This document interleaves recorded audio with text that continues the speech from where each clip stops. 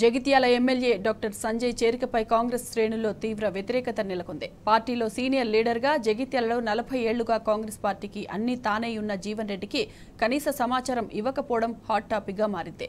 కాంగ్రెస్ పార్టీకి అండగా నిలిచిన నేతలు, కార్యకర్తలు సంజయ్ చేరికపై ఆగ్రహంతో ఉన్నారు. అటు జీవన్ రెడ్డి సైతం ఇన్నేళ్లు గౌరవప్రదంగా రాజకీయం చేసినందుకు ఇలా అవమానిస్తారా అని అనుకోలేదని సన్నిహితులతో వాపోతున్నట్లు సమాచారం. తన ఇంటికి చేరుకుంటున్న నేతలు, కార్యకర్తలతో భవిష్యత్తు కార్యాచరణపై చర్చిస్తున్న జీవన్ రెడ్డి ఎమ్మెల్సీ పదవికి రాజీనామా చేసే యోచనలో ఉన్నట్లు తెలుస్తోంది.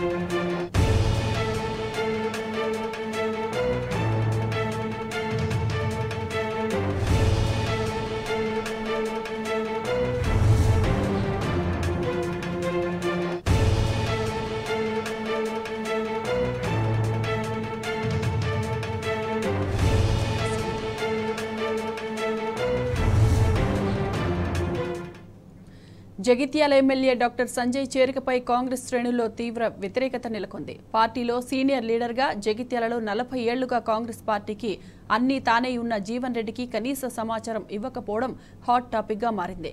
కాంగ్రెస్ పార్టీకి అండగా నిలిచిన నేతలు, కార్యకర్తలు సంజయ్ చేరికపై ఆగ్రహంతో ఉన్నారు. అటు జీవన్ రెడ్డి సైతం ఇన్నేళ్లు గౌరవప్రదంగా రాజకీయం చేసినందుకు ఇలా అవమానిస్తారని అనుకోలేదని సన్నిహితులతో వాపోతున్నట్లు సమాచారం.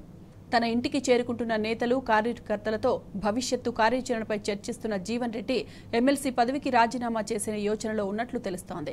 ఇక ఇదే అంశానికి సంబంధించి పూర్తి డీటెయిల్స్ మా ప్రతినిధి సందీప్ అందిస్తారు. సందీప్, చెప్పండి.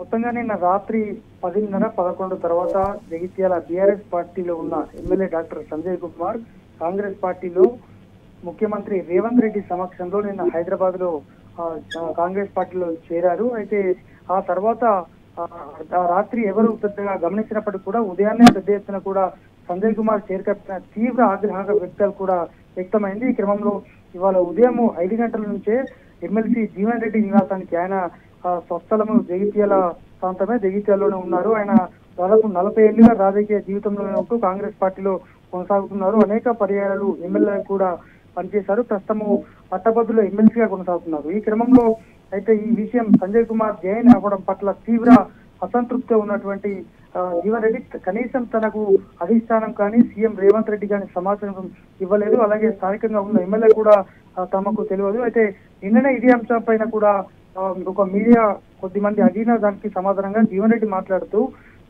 చేరికలయ్యే దాన్ని నేను తీవ్రంగా ఖండిస్తున్నా. ఎందుకంటే పార్టీ సిద్ధాంతాలకు అనుగుణంగా ఎవరైనా పనిచేయాల్సిందే.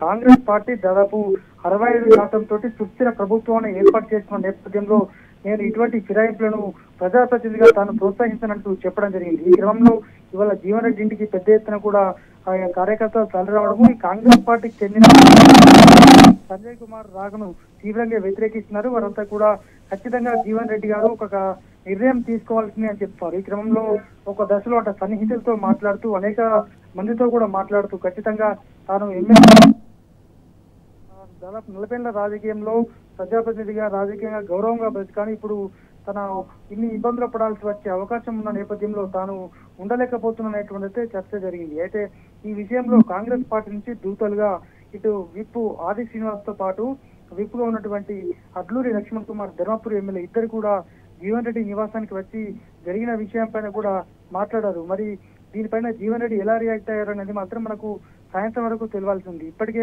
ఇటు బీఆర్ఎస్ శ్రేణులు కావచ్చు, ఉద్యమకారులు సంజయ్ కుమార్ రాకను తీవ్రంగా వ్యతిరేకిస్తున్న నేపథ్యంలో ఇటు సొంత కాంగ్రెస్ పార్టీలో చేరిన సంజయ్ కుమార్ కాంగ్రెస్ పార్టీ నుంచి వ్యతిరేకత రావడము, సీనియర్ గా ఉన్న జీవన్ రెడ్డి కూడా తీవ్రంగా వ్యతిరేకించడం అనేది ఇప్పుడు జగిత్యాల నియోజకవర్గంగా అలాగే రాష్ట్ర వ్యాప్తంగా కూడా ఒక చర్చకైతే దారితీసింది. మరి జీవన్ రెడ్డి ఎమ్మెల్సీ పదవికి రాజీనామా చేస్తారా, పార్టీకి కూడా రాజీనామా చేస్తారా, ఇది వాళ్ళ సాయంత్రం లేదా రాత్రి వరకు ఒక మనకు క్లియర్ గా తెలిసే అవకాశం ఉంటుంది. Right Sandeep, thanks for the updates.